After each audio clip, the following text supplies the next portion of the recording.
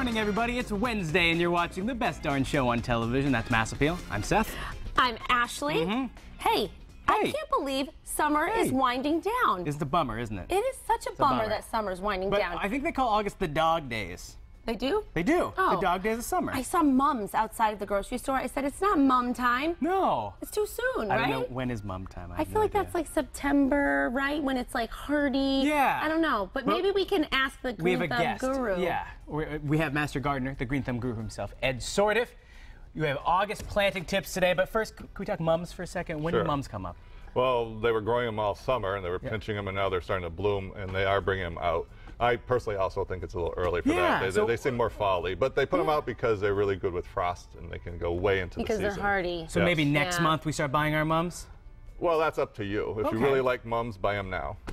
But for now, we're talking about August gardening tips because, you know, whether your garden's looking great or whether it's full of weeds, there's still things that we need to do. So let's start by talking about watering. What watering do we need to keep in mind? Well, August is traditionally one of our hottest months in New England, so you really want to keep up with your watering. It depends on, you know, if you get at least an inch of rain a week, then you're all right. But if you don't, you really want to put the water on your vegetables and on your flowers in your lawn about an inch. And a good way to figure out what to do with that is even an old milk jug here. Seth, if you want to cut this up here. Okay. So you take a milk jug and you just will cut it up or cut it open. You're trusting him with that? We're cool. There we go. There we are. Well, I'm going to have you use the marker. So then you just cut it open. And I like the milk jug actually because it's translucent like this. And you can actually see it, and there's still water in it, as you can see. Good. Just needed a good cleaning anyway. There you go. And so then that's ready to go. So you pick something like that. And then actually I would put it on a little stand like this. And I would even weigh it down with a rock, just so it doesn't blow away. And then you can just draw a nice thick magic marker line about an inch up if you'd like to.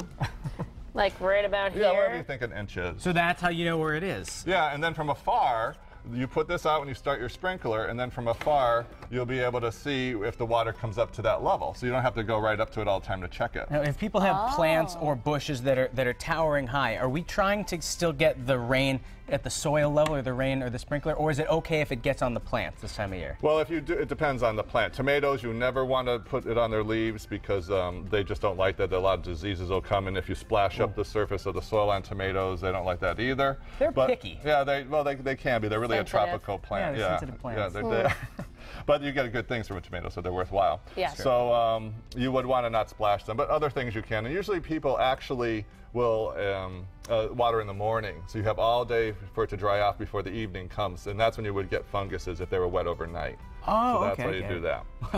Well, I did it completely the wrong way yesterday. Let's talk deadheading. Okay, deadheading is basically, you can see this plant doesn't look that great anymore. It's a nice dahlia, but now it's kind of really gone by.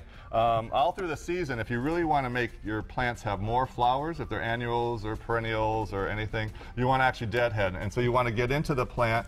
I have a shears here, and I go all the way down to get rid of this entire stem because this entire stem will not bloom again. And so when I went down to one of these divisions here, there'll actually be more branching coming out, more flower buds. So how long will it take for more buds to come out? Well, you would fertilize it, and it'll be a couple more weeks. There's already some actually in here starting. Oh, yeah. So when you take off the old ones, the important thing that you're doing, all the plants want to do is produce seeds. That's what the flower's about. And when they produce seeds, they say, I'm all done, I don't need to do anything else, so the flowers get smaller and smaller. So if you keep deadheading, they'll say, I got to produce these seeds, and they'll keep putting out the flowers. So that's what you want to do. Oh, I was wondering that because I have lilies, and they're all gone. And I said, oh, that's it for my lilies. That's not the case. I just have to deadhead, right? Well, it depends on the lily. Like an annual will just keep putting out a lot of flowers. Some perennials just have a certain season. But still, I would deadhead them too, because instead of putting the energy into the plant and the roots, it's actually producing seeds again. And you don't need that, and you don't want that. Okay. And we have under a minute left, so let's talk about more picking. We want to pick early and often so that we can get more of our vegetables. Yes, it's the same thing as with deadheading. All summer long, if you have fruit on the vine and it's getting too big, the plant is thinking it's going to be putting out seeds again, and it's going to just stop producing for you. So even if you're not going to eat that thing and you just want to give it to the neighbors or whatever you want to do, just pick it. If it's too big, put it in the compost pile. And then you'll get some fresh, little, smaller cucumbers that you really want. You'll get a lot more vegetables from whatever you're doing. Very cool, so pick. Now, lastly, What about ponds? If you have a koi pond or any kind of fish in your yard, small pond, August is very hot time of year, and when the water warms, it loses oxygen. So you should probably, if you see your fish at the surface ever, you should probably actually get something like this, an aerator, and just plug it in. It'll actually put a lot of bubbles in the pond, a lot of oxygen. The fish will be happier, healthier. And if you find any debris in the bottom, like some old leaves or anything, you want to get those out too, because as those rot and decay, they use up oxygen too. Oh. So you'll keep your fish healthier. These are great tips. Ed, thank you so much. It's going to make August a lot prettier, people's lawns and gardens out there. It's a pleasure to have you here. Thanks, Ed. Always nice to have you here.